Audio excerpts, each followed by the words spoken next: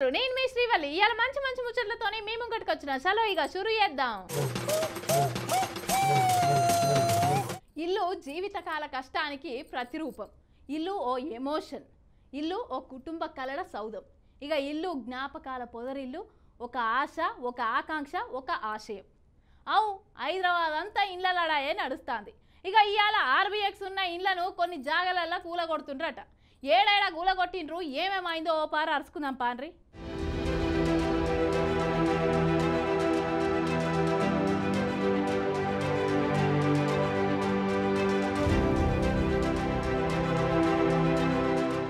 మూసీ ప్రక్షాళన కోసం RB river board అని ఎర్రమార్కు పెట్టిన ఇళ్లను జిహెచ్ఎంసీ అధికారులతోని కూలగొట్టే పని మీద పడ్డారు అధికారులు.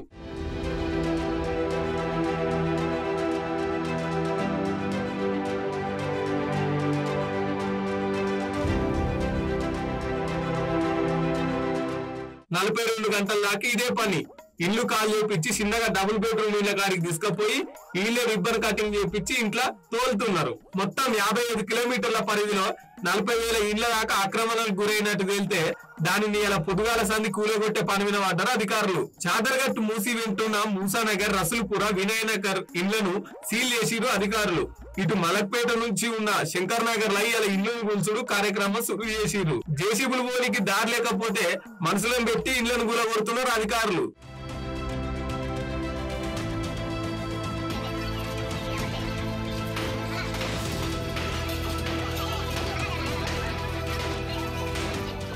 ఇక మన రామన్న నిన్న రాత్రి నుంచి మూసి బాధితుల మందలిచ్చే పనిలో పడ్డాడు. నిన్న రాత్రి మూసి బాధితుల దగ్గరికి పోయి ఒకవేళ మీ ఇంటికి బుల్డోజర్లు వస్తే ఇలా వచ్చి మూసి మీద పడ్డాడు. ఎందుకో తెలుసా? కుర్చీ కాపాడుకోవడానికి ఢిల్లీకి 1,50,000 కోట్ల రూపాయలలో ఢిల్లీకి ఒక 25,000 కోట్ల మూటను ఢిల్లీ కాంగ్రెస్ కు పంపడానికే మీ అందరినీ ఇవాళ ఇక్కడ నుంచి తరిమేసే ప్రయత్నం చేస్తా ఉన్నాడు. ఇవాళ అంబర్పేట కాడికి పోయి గిట్లా అమ్మలక్కలకు సలహాలు ఇచ్చిండు. మొత్తం మూసి బాధితులు ఎవరు ఆధైర్యపడొద్దు, మీకు బీఆర్ఎస్ అండగా ఉంటుంది అని అనుకొచ్చిండు. ఇంగిటు హరీష్ అన్న మన సంగారెడ్డి జిల్లాల షెర్ల బిల్డింగ్ కూలిపోతుంటే హోంగార్డ్ కు దెబ్బదాకే కదా ఆనంద్ మందలిత్తానికి దవాఖానకు పోయిండు. మొత్తం ₹1,00,000 దాకా ఖర్చు అయిందంట. ఇప్పటిదాకా ఎవరు పట్టించుకునే పాపాన పోలేదు. హోంగార్డ్ అంటే అంత సులకన మీకు? మొత్తం ఖర్చు అంతా గవర్నమెంటే భరించాలని డిమాండ్ చేస్తున్నాని ఇట్లా రాసుకొచ్చిండు. మొత్తం మీద కూలగొట్టుడు కాంగ్రెస్ పార్టీ వాళ్ళు అయితే కూలగొట్టుడు ఆపుతామని బీఆర్ఎస్ పార్టీ వాళ్ళు. ఇలాంటికైతే ఇదే ముచ్చట.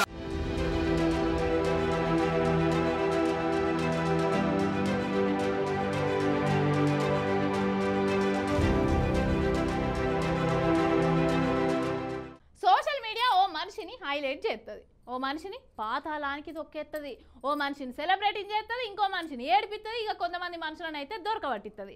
శైల ఫోనేనా ఏది పడితే అది రికార్డ్ చేసుడు, ఇక సోషల్ మీడియాలో పెట్టుడు, గిట్లా నడుస్తుంది సోషల్ మీడియా పని. ఇక గీ సోషల్ మీడియా ఏ బట్టి గీ నాయకులకు తిప్పలొచ్చిందట పాన్రి.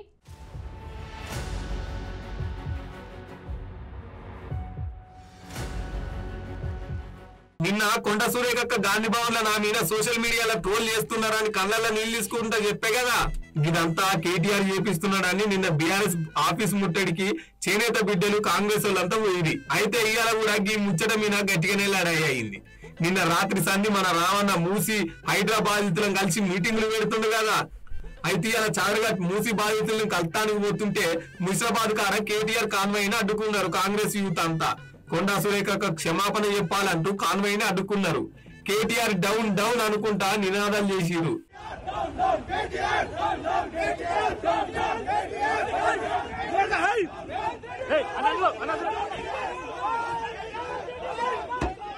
ఇంగిటి పోలీసులు రంగ ప్రవేశం చేసి గొడవను సల్లార్చిరు. అయితే దీని మీద మన హరీష్ అన్న గిట్ట ట్విట్టర్ లా రాసుకొచ్చిండు. నేను ఖండాలుగా ఖండిస్తున్నా, మూసి బాధితులకు కలవనికి పోతుంటే కేటీఆర్ కాంగ్రెస్ రౌడీ మూకలు దాడి చేస్తున్నాయి, దాడి చేసిన వారిని వెంటనే అరెస్ట్ చేయాలని రాసుకొచ్చిండు. ఈ గిట్కెళ్ళి పొన్న ప్రభాకర్ అన్న లైన్ లకు వచ్చిండు. ఇక చూడాలి మరి ఈ పంచాయతీ ఎంత దూరం పోతుందో. ఒకవేళ సోషల్ మీడియా ద్వారా రాజకీయ నాయకులను అవమానపరచదలుచుకుంటే దానికి కూడా ఒక హద్దు పరిధి ఉండాల్సిన అవసరం ఉంది. కానీ ఈరోజు ఒక ఇటువంటి పొలిటికల్ యాక్టివిటీలో జిల్లా మంత్రిగా ఒక కార్యక్రమంలో పాల్గొనే సందర్భంలో మరొక ప్రజాప్రతినిధి గౌరవ సూచకంగా ఒక మాల ధరింపజేస్తే కూడా దానిపైన సెటార్లు వేసి అది అవమానపరిచే విధంగా, మొత్తం మహిళా జాతిని అవమానపరిచే విధంగా మరి పోస్టులు పెట్టి దాన్ని పబ్లిసిటీ చేస్తున్నటువంటి వాళ్ళ పట్ల తీవ్రంగా ఖండిస్తా ఉన్నాం. ఇది మంచి పద్ధతి కాదు. ఒక మహిళా మంత్రిగా ఉన్నటువంటి అటువంటి పెట్టిన వాటి మీద మీరు పార్టీ నుంచి బహిష్కరించుకొని మీరే ఫిర్యాదు చేసి టీఆర్ఎస్ పార్టీని స్పందించి ఇటువంటి వాళ్ళ మీద మహిళల పట్ల మాకు గౌరవం ఉంది, ఇది మంచిది కాదని కఠినంగా శిక్షించమని మీరే డీజీపీకి లేఖ రాయమని చెప్పి కోరుతాం.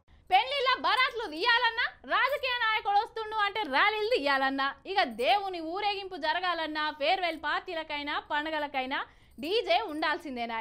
కానీ రేపటి నుంచి హైదరాబాద్లో డీజేలు పెట్టాలి అని అనుకునేటోళ్ళు ఈ ఆర్త జర చెవులు పెద్దగా వేసుకొని వినాల్సిందే.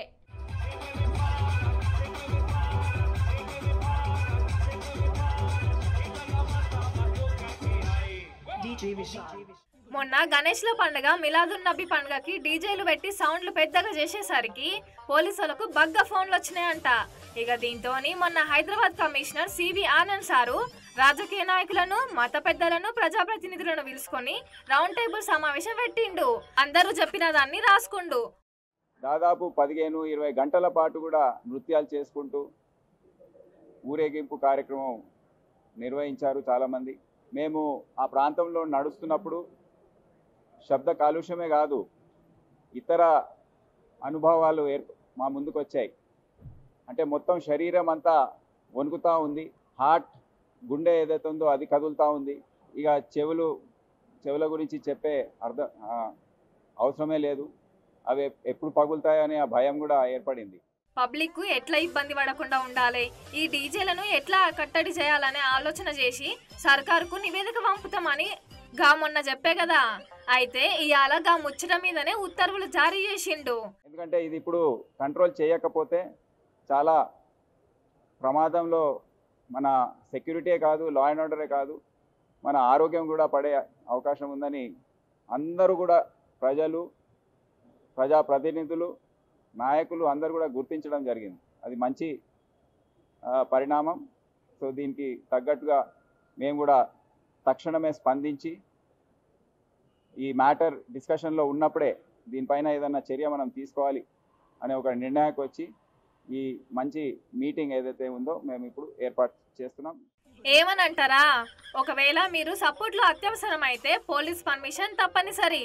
కోర్టులు, కాలేజీలు, హాస్పిటల్ ఉన్న జాగాల 100 మీటర్ల అవతలకి ఉండాలంట సప్పుళ్ళు. డీజేల వల్ల గుండె జబ్బులు, హార్ట్ అటాక్లు వస్తున్నాయి. చిన్నపిల్లలు నిద్రపోతలేరంట. పొద్దంతా ఆఫీస్లో అలసిపోయిన వాళ్ళు ఇబ్బంది పడుతున్నారని పబ్లిక్ అంతా పోలీసు వాళ్ళకి కంప్లైంట్ చేసేసరికి ఈ ఉపాయం కట్టిరన్నట్టు. రోడ్డు మీద సౌండ్ పెడితే కిచెన్ల గిన్నెలు అదురుతాయి, అట్లుంటది మనోళ్ళ డీజేల సప్పుడు. మీటింగ్ చిన్నదైనా సప్పులు మాత్రం పెద్దగా ఉండాలి మనోళ్ళకి, అట్లుంటది మరి. ఒకవేళ ఎవరన్నా ఈ నిబంధనలు ఉల్లంఘించినట్లయితే 1,00,000 రూపాయలు జరిమానా, 5 ఏళ్ల జైలు శిక్ష. ఇంత కఠినమైన చర్యలు తీసుకుంటారంట. మొత్తం మీద మంచి పని చేసిరని పోలీసులని తారీఫ్ చేస్తున్నారు పట్నం పబ్లిక్.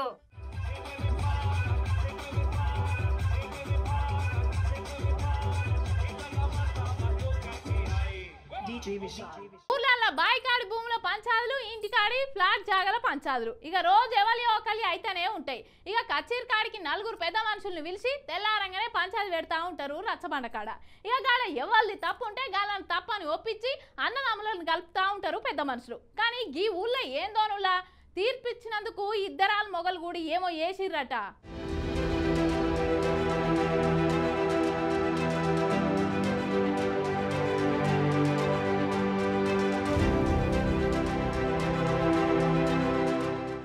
ఊర్లరా కచ్చిడి కాడ రోజుకో పంచాయతీ అవుతుంది పోండ్రి.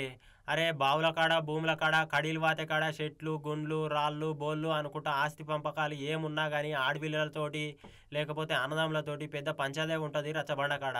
ఇక అటే ఇంకా ఇంటికాడ ఏమన్నా ప్లాట్లు, జాగాలు, భూములు ఉన్నా కానీ ఇంటికి మందం తేడా వచ్చినా కానీ కొట్టుక చేస్తుంటారు. ఆ గసొంటిదే ఒక కేసు వచ్చింది చూడర్రి. అయితే ఆస్తి పంపకాలల్లా చెప్పిన మాట వినలేదని గ్రామ బహిష్కరణ చేయంగా దంపతులు ఆత్మహత్య యత్నం చేసిరట. ఒక ఇదెక్కడి కథరో అనుకుంటురులే. ఇంతకు ఈ ముచ్చటేడైందంటే యాదాద్రి భువనగిరి జిల్లా రామన్నపేట మండలము మునిపంపుల గ్రామంలో ఆస్తి పంపకాల ఇక గ్రామ పెద్దలు చెప్పినట్టు వినకపోతే ఇక రమేష్, వసంత ఇక వాళ్ళిద్దరు కూడి ఆయనత ఆత్మహత్య యత్నం చేసిరట. ఇక వీళ్ళకు గ్రామ బహిష్కరణ సుత చేయబోతే ఇక కుల బహిష్కరణ కూడా చేయబోతే చేసిరని ఆత్మహత్య యత్నం చేసిరు అన్నట్టు. ఇక ఇటీవలే తాడి చెట్లు పంపకాలలో కూడా గ్రామ బహిష్కరణ పేరుతోటి అన్యాయం చేసిరని రమేష్ వాపోయిండట. ఏమన్నారు?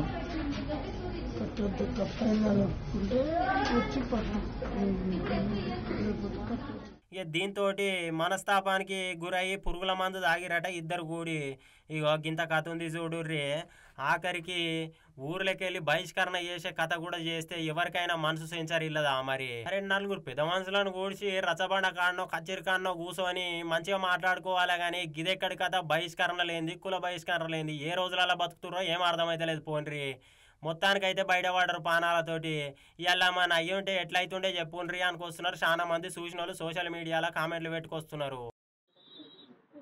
మా అక్క బావ కల్లూరి రమేష్ వసంత మునిపంప్ల గ్రామం రామన్నపేట మండలం యాదాద్రి భువనగిరి డిస్టిక్ నిన్న నైట్ 12 గంటలకి పురుగుల మందు తాగి ఆత్మహత్య చేసుకోనికి ప్రయత్నించారు. వాళ్ళు ప్రాణాపాయ స్థితిలో ఉండడం వల్ల మేము హడావిడిగా వనస్థలిపురం ప్రజ్ఞ హాస్పిటల్కి తరలించాము. ఇదంతా వీళ్ళు కుల బహిష్కరణ చేయడం వల్ల మనస్తాపానికి గురై చేసుకున్నారు. మునిపంప్ల గ్రామ గౌడ కులస్తులు వీళ్ళని కుల బహిష్కరణ చేసి ఎన్నో విధాలుగా బాధ పెట్టడం వల్ల మనస్తాపానికి గురయ్యడం వల్ల ఇదంతా జరిగింది.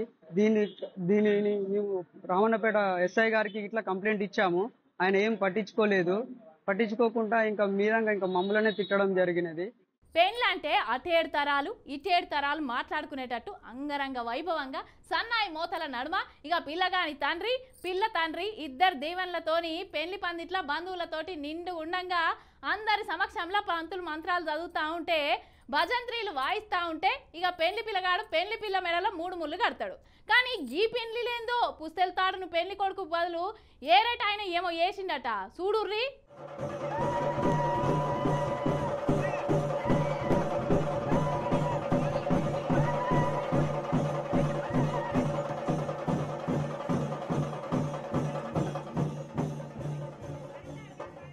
ఎవరిదో పెళ్లి అవుతున్నట్టుందిగా ఎవరిదో ఏమో చూద్దాం రైట్ ఒక పారి. అగో కుర్తా పైజామే వేసుకొని ఒక సార్ వచ్చిండు. రాజకీయ నాయకుడే ఉన్నట్టుండే ఈయన పెద్ద ఆయన్నే. అరే పెళ్లికి గెస్ట్ లెక్క వచ్చినట్టుండు. ఇటుపక్క పెళ్లి పిల్లగాడు పెళ్లి పిల్లలు ఉన్నారు. పూల దండలు గీల దండలు బాగానే కానొస్తున్నాయి కదా. గట్టోళ్ళే పెళ్ళే ఉన్నట్టుంది. ఇగో దగ్గరికి వచ్చిండు భజంత్రీలు అక్కడ. అరే సన్నాయి మూతలు మోగుతూనే ఉన్నాయి. పెళ్లి పిల్లగాడు కుర్చీలు ఉన్నట్టు. చుట్టాలు కూడా చుట్టుపక్కల చాలా మంది ఎవరు కదా. అరే పెద్ద మనిషి తాలిబొట్టు ఇస్తే ఇక పిల్లగాడు పిల్ల మెడల తాలి కట్టేటట్టుండు. ఈ పెద్ద మనిషి వచ్చిండు.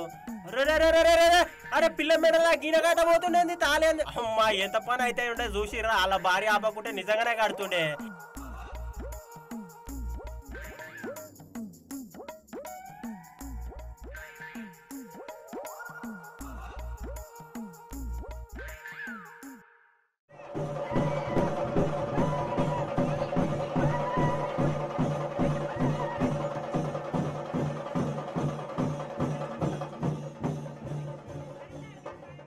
మరి మై మర్చిపోయాడో ఏమైందో తెలియదు. అప్పుడు రోజులు గుర్తుకొచ్చి మళ్ళా మేడలనే తాలి కడుతున్నా అనుకుంటున్నా ఏం పాడో. అరే గంత కథ అయింది చూడు. మర్చిపోయి తాలిబొట్టు ఆయన పిల్ల మెడల కట్టబోయిండు. మళ్ళా నవ్వుతుడు. అరే మజాకులనే చేసినట్టున్నాడు పారి. మేడం సుధా అందరు నవ్వుతున్నారు. గిన్మేన్లు పక్కపోంటి. ఇసుంత రమ్మంటే ఇల్లంతా నాదే అన్నట్టుగా సార్ చేతుల మీదకి వెళ్ళి ఆశీర్వదించి పిల్లగానికి ఆయన తాలిబొట్టు ఇస్తాడేమో పిల్లగానికి అని అనుకుంటే పిల్ల మెడలనే పుస్తల తాడు కట్టబోయిండు చూడు పసుపు కొమ్ము.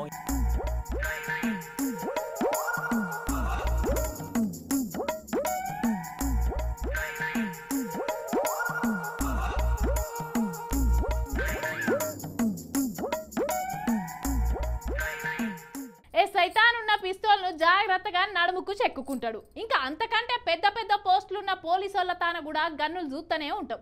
లేకపోతే మిలిటరీ సోల్జర్ల తాన కూడా ఇంకా పెద్ద పెద్ద AK-47 గన్నులు ఉంటాయి. ఇక దాన్ని చేతులన్నా పట్టుకుంటారు, లేకపోతే భుజానికన్నా తలిగించుకుంటారు. ఇక బార్డర్ల శత్రువులు వచ్చినప్పుడు బుల్లెట్లు ఇడుస్తూ ఉంటారు. ఇక అడవిలుండే అన్నల తాన సుత గన్నులుంటాయి. ఎప్పుడు అవసరం ఉంటే అప్పుడు వాడుతూనే ఉంటారు. కానీ ఈ బాలీవుడ్ హీరో తాన సుత గన్నున్నదట. అయితే ఆ గన్నును బయటికి తీయబోతుంటే ఏమైందో ఓ పారు చూడుర్రి.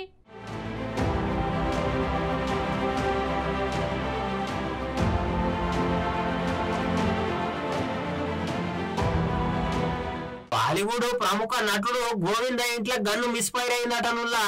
అరే గాయాలు సుతాయనేట. ఇవాళ పొద్దుగాల ఆయన ముంబైకి వెళ్ళి కలకత్తాకు బయలుదేరుతుండగా ఇక తన లైసెన్స్ బాక్స్ ఇలా పెడుతుండగా కింద వాడి పొరపాటున వేలడంతో కాలుకి బాగానే బుల్లెట్ తీసుకోపోయిందట. ఇక కుటుంబ సభ్యులు ఆయన వెంటనే హాస్పిటల్ కు తరలించారు, చికిత్స అందిస్తున్నారు. చూడరు మొత్తానికి డాక్టర్లు అయితే చూడరు ఎంత పని అయింది.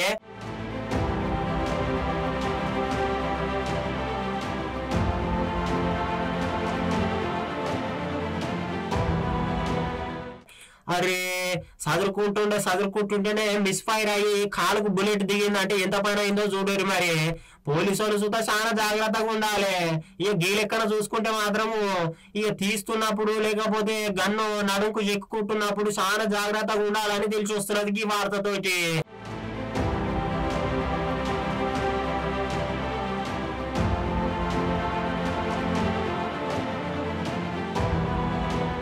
ఇక ప్రస్తుతానికైతే గోవింద పరిస్థితి మీద బాలీవుడ్ ప్రముఖులు ఆందోళన వ్యక్తం చేస్తున్నారు. ఈ ఘటనకు సంబంధించిన ఇంకిన్ని వివరాలు కూడా బాగానే తెలియాల్సి ఉంది. ఇక హాస్పిటల్కి వెళ్ళి బయటకు వచ్చినాక మరి ఏమేమి తెలిసాయో చూడాలి నిజ నిజాలు.